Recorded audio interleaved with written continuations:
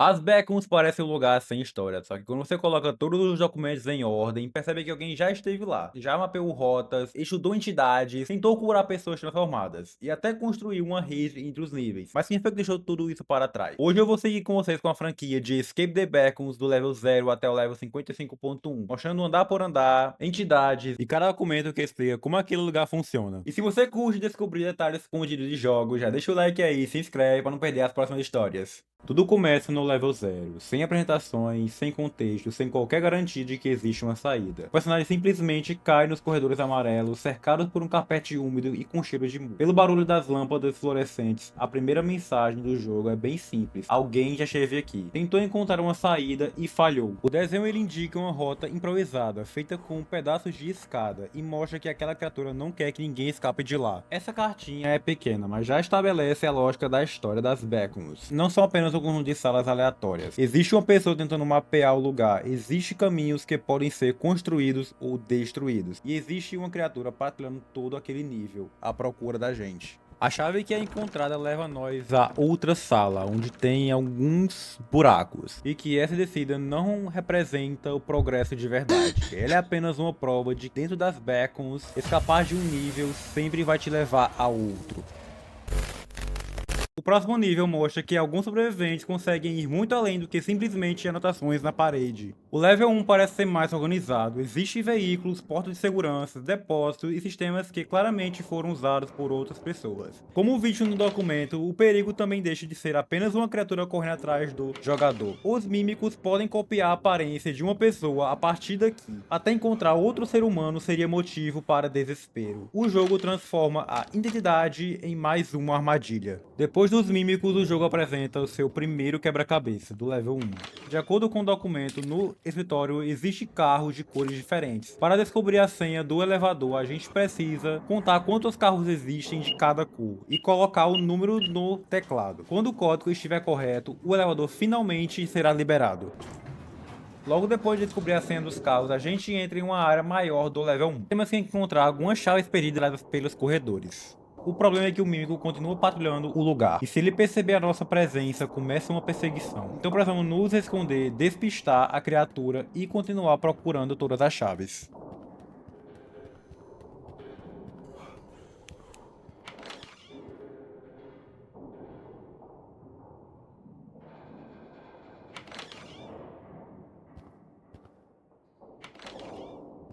Quando encontramos todas as 4 chaves, elas precisam ser giradas praticamente ao mesmo tempo, para liberar uma passagem. Isso mostra que a rota foi criada por grupos de exploradores. Com a porta aberta, o caminho até o elevador finalmente fica liberado. Só que é uma coisa que a gente não conta até agora. O elevador ele fica escondido em uma porta secreta.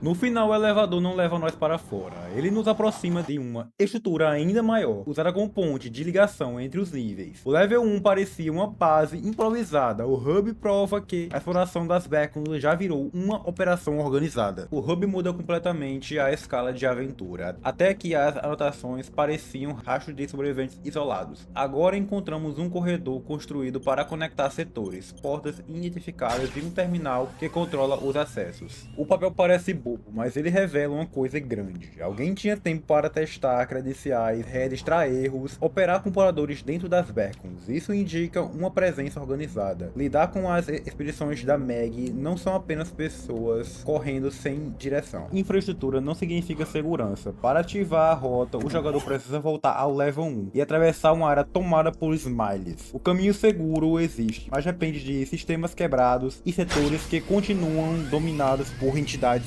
muito perigosas. Como visto no documento, os Smiles adoram o escuro, ou seja, ficar no escuro não é uma boa opção. A partir daqui temos que encontrar uma porta escondida, onde ela vai jogar nós em uma rede de túneis escondidos, onde até a luz precisa ser usada como arma.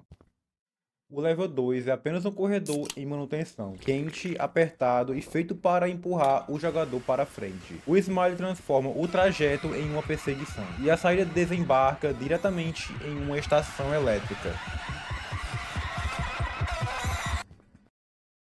No level 3, a sensação de infraestrutura volta com força. Existem quadros elétricos, portões, cabos de salas de controle, só que tudo parece que foi abandonado às pressas. A energia ainda funciona, mas ninguém ficou para cuidar dela. Encontrando esse documento, encontramos a entidade desse local. O nome dela é Houndon, uma criatura onde tem medo de luz, onde você tem que apontar a lanterna para o rosto dele. Outra regra aprendida do pior jeito: a lanterna não mata o Houndon, apenas deixa vulnerável alguns segundos. A anotação não promete vitória, ela ensina como ganhar tempo, e essa diferença diz muito sobre a posição dos humanos. Aqui ninguém domina as entidades, no máximo aprende a sobreviver a elas. Level 4, um dos primeiros lugares onde parecem normais. Mesas divisórias, corredores limpos e máquinas de venda. Fazem lembrar um escritório vazio, depois do expediente. Não existe documento físico nesse trecho, a própria arquitetura do lugar ocupa o documento. O jogo usa janelas impossíveis, salas repetidas e um silêncio muito calculado, para mostrar que essa normalidade é falsa. As beacons ela transforma algo comum em ameaça. A janela deveria mostrar o lado de fora, mas dentro das beacons ela não leva a lugar nenhum. Ela observa, imita uma presença humana e pune quem chega perto demais. O andar também reforça uma ideia que aparece durante toda a campanha. As beacons tentam reproduzir lugares conhecidos, só que sempre falta alguma coisa. O escritório, por exemplo, forma correta, mas não tem funcionários, não tem ruas do lado de fora, também não tem lógica que continue além das paredes.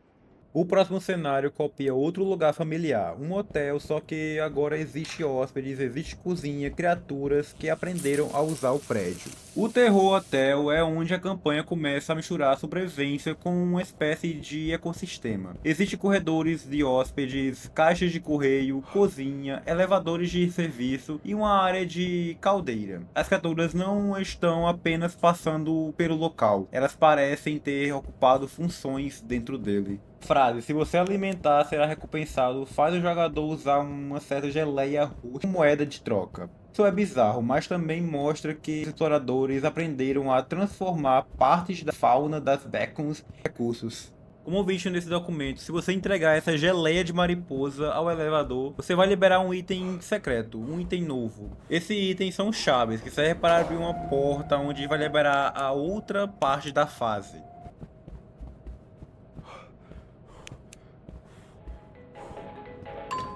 O segundo documento registra um método para decifrar quadros. Não existe recepcionista, mas ainda existe um sistema. O hotel continua funcionando de maneira torta, como se o período repetisse uma rotina depois que todos desapareceram. O setor das caldeiras, a última mensagem é apenas encontre uma saída. A orientação fica mais desesperada porque o ambiente também fica pior. Nele voltam algumas criaturas. Volta o Houndon, volta os mímicos e demais. Tem mariposas gigantes e corredores que parecem feitos para separar o grupo. A partir daqui o jogo começa a destruir uma ideia de que lugares coloridos são lugares seguros. O Level Fun não possui documentos nessa passagem.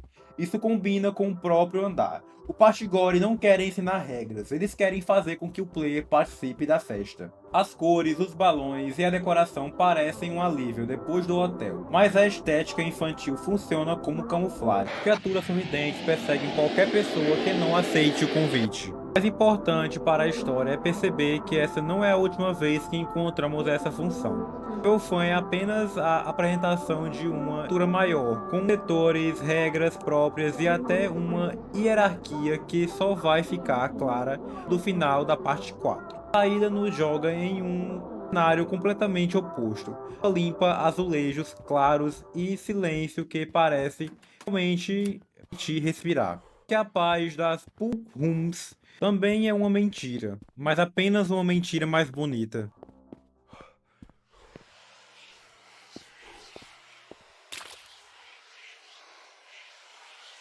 O level 37 funciona como um respiro. Não existe documentos, não existem entidades patrulhando o local. O medo vem da arquitetura, piscinas que se conectam sem lógica, salas inundadas e passagens escuras onde a noção de profundidade desaparece. A próxima porta quebra o silêncio de vez e coloca o jogador em perseguição de novo com um smile. Ou seja, você só deve correr. O level elimina qualquer sensação de exploração. As luzes ficam vermelhas, o alarme dispara e uma ordem de smile corre atrás do jogador. Ou seja, corra. Bem, parece uma biblioteca comum e até exibe uma mensagem que sugere que a jornada acabou. Mas será mesmo? É uma armadilha. O lugar usa uma esperança do jogador como parte de um quebra-cabeça. O objetivo é recuperar fitas VHS e operar os exploradores. Sempre evite a criatura reage ao som. Transforma cada passo em um risco. Não existe nenhum documento sobre essa criatura, mas as fitas funcionam como documentos. Elas são registros deixados no ambiente e precisam ser reunidas para abrir a porta. O jogo começa a ligar informações como sobrevivência. Quem controla os arquivos consegue avançar. Ao completar o sistema, a suposta saída não leva nós para o mundo real. Ela leva para um subúrbio ensolarado, bonito e artificial. A falsa normalidade continua, só que agora em escala em uma cidade inteira. O Level 94 parece alegre durante o dia, as casas pequenas, o gramado é extremamente verde e o castelo domina o horizonte. Só que o lugar muda completamente à noite. Esse documento fala o seguinte, que tem um toque de recolher e que a primeira anotação transforma o ciclo do dia em noite. Isso é uma regra mortal. Antes da lua subir, o jogador precisa entrar em uma casa, se esconder e apagar todas as luzes, porque os animatrons patrulhando as ruas com brinquedos que ganham vida, vão atrás do jogador. No castelo, o segundo documento explica o comportamento do palhaço. Ele só avança quando estão sendo observados. Uma regra simples, mas ele cria um combate bastante baseado em atenção. O perigo não é apenas correr, é controlar para onde você olha. Os dois documentos revelam que o nível funciona como uma brincadeira com regras rígidas. Toque de recolher brinquedos animados e um palhaço que exige atenção. Quem escreveu os avisos sobreviveu tempo bastante para entender as regras do jogo. Mas será que ele conseguiu sobreviver isso tempo suficiente? A próxima passagem abandona as cores e apaga praticamente toda a luz. No level 6, a escuridão não é apenas falta de iluminação, ela é a mecânica principal do lugar. O documento avisa que as lanternas não funcionam mais, obrigando o jogador a enxergar pelo meio do radar. O radar não ilumina de verdade, ele cria uma representação incompleta do corredor, como o jogador estivesse reconstruindo o ambiente, ponto a ponto. Isso combina com a forma como entendemos a história. Nunca recebemos o quadro inteiro, apenas fragmentos. As criaturas nesse nível não são bem criaturas, são pessoas que enlouqueceram dentro das beacons e não conseguiram lidar com a loucura que é esta fase. A saída leva para um oceano sem margem,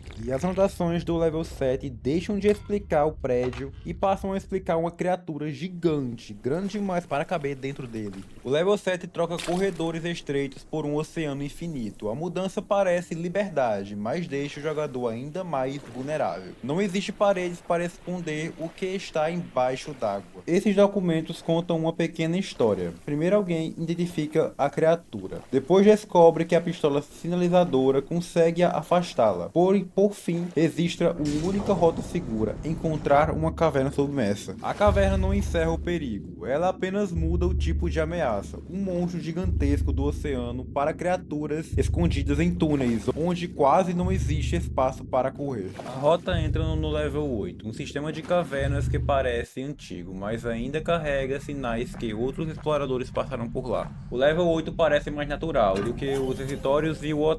As regras continuam artificiais, túneis que se conectam de maneira impossível, salas falsas enganam o caminho e criaturas de outros níveis voltam a aparecer no escuro. O aviso sobre o peso da ponte mostra outra vez a presença de grupos organizados. A pessoa que escreveu não estava pensando em si mesma, estava pensando em uma forma de outras pessoas atravessarem juntas. No final, a rota não avança para um lugar novo, ela volta aos setores ligados ao level 0. Esse retorno confirma que o nível forma uma rede dobrada sobre si mesma. Caminham para frente, podem levar e voltar ao começo, só que por uma versão diferente. Essa parte da campanha junta 3 espaços diferentes em uma única cadeia de quebra-cabeça. A Manilha Room funciona como uma sala de controle improvisada. A nota não entrega uma senha pronta, ela manda observar as formas do ambiente para descobrir o código do armário.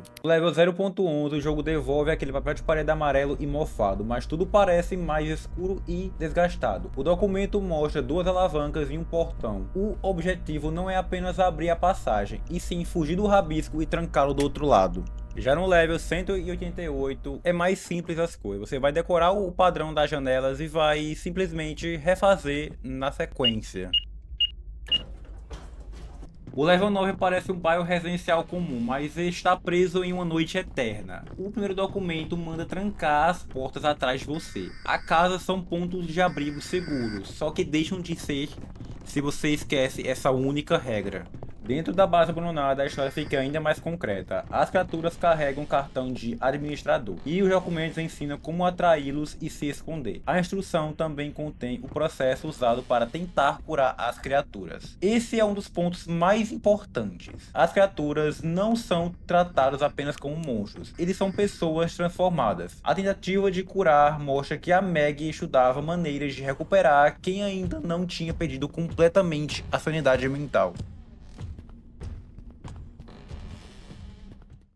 O level 10 parece uma zona rural interminável. A neblina cobre a estrada, cercas desaparecem à distância e as criaturas trabalham no campo como se estivessem seguindo uma rotina antiga. O documento mostra como transformar os moinhos em faróis. Depois de ativados, as luzes indicam a direção da saída. E mais uma tentativa de impor orientação a um espaço que destrói qualquer referência. Já entre as criaturas, a gente nunca sabe qual vai atacar e qual vai ficar parada, por conta que elas têm comportamentos diferentes. Tudo isso termina no level 3999, um fliperama que parece moderno, iluminado e seguro.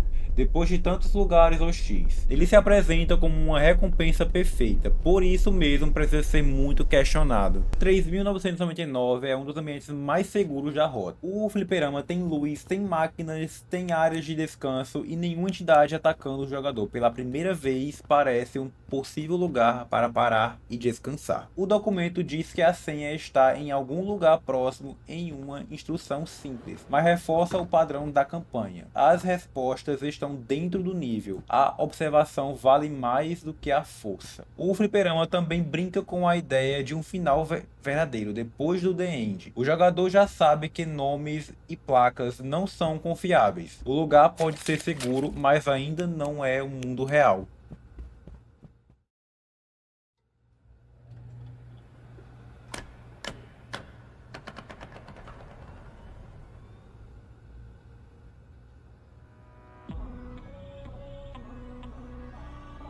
Quando o jogador retorna ao level 188, o lugar está completamente diferente agora. Precisamos vasculhar os corredores escuros do hotel e encontrar 3 televisões marcadas com a letra A, B e C. O problema é que carregar cada televisão deixa o jogador muito lento, enquanto uma aranha percorre atrás do jogador. E também existem criaturas escondidas nas janelas que atacam ao chegar perto demais. Depois de levar as 3 televisões para o elevador e colocá-las no lugar correto, uma passagem finalmente se abre, mas antes de escapar, a criatura aparece novamente e obriga a gente a pular em um buraco.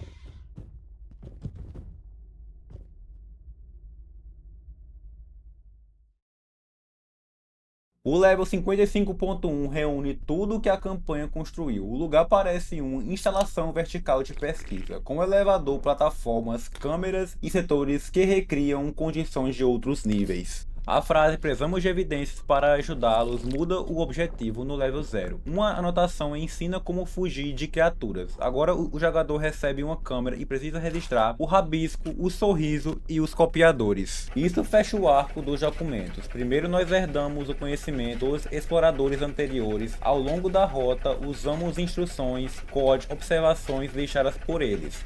No último nível, somos nós quem produzimos as evidências para quem vier depois. Depois de concluir o registro, a rota sobre até uma abertura de luz. O personagem solta e finalmente aparece o mundo real, caindo de uma abertura enorme sobre uma rodovia. A câmera é destruída no impacto. E o principal, será que nós conseguimos escapar das beacons?